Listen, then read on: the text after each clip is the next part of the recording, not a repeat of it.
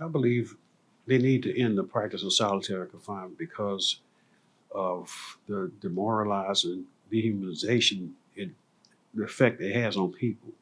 You wouldn't do that to a dog. People are even put in cages. It's not fair. It's not right.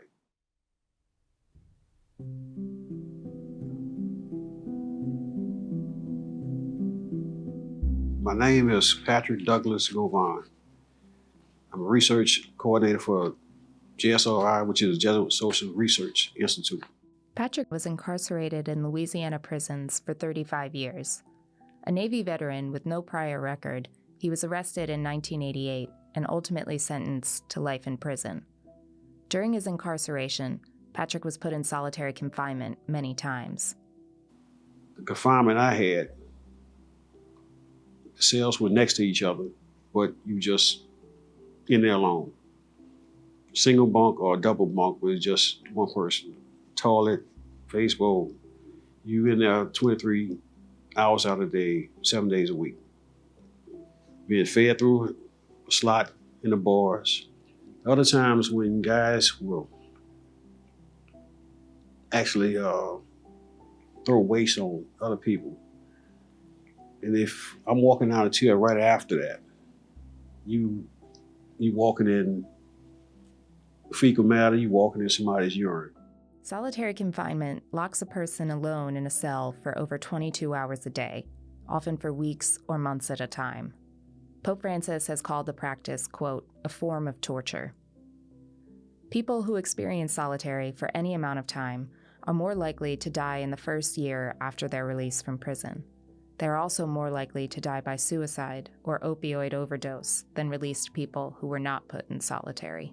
Social impairment is a common problem with guys who experience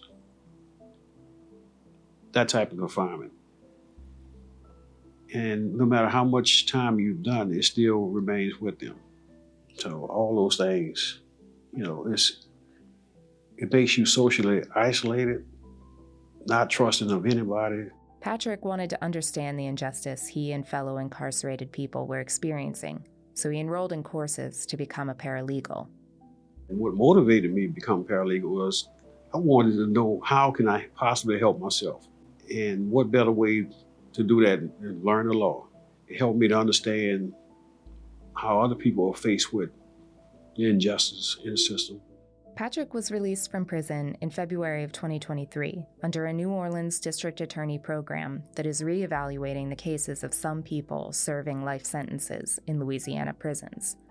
The program is designed to remedy a pattern of excessive sentencing in Louisiana, where almost 40% of the state's incarcerated population is serving a sentence of over 20 years, according to the criminal justice news site The Appeal.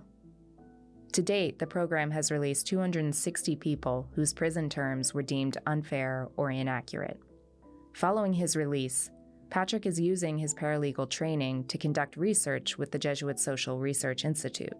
We go in and try to talk to the guys that are incarcerated and find out how is the education system actually helping them.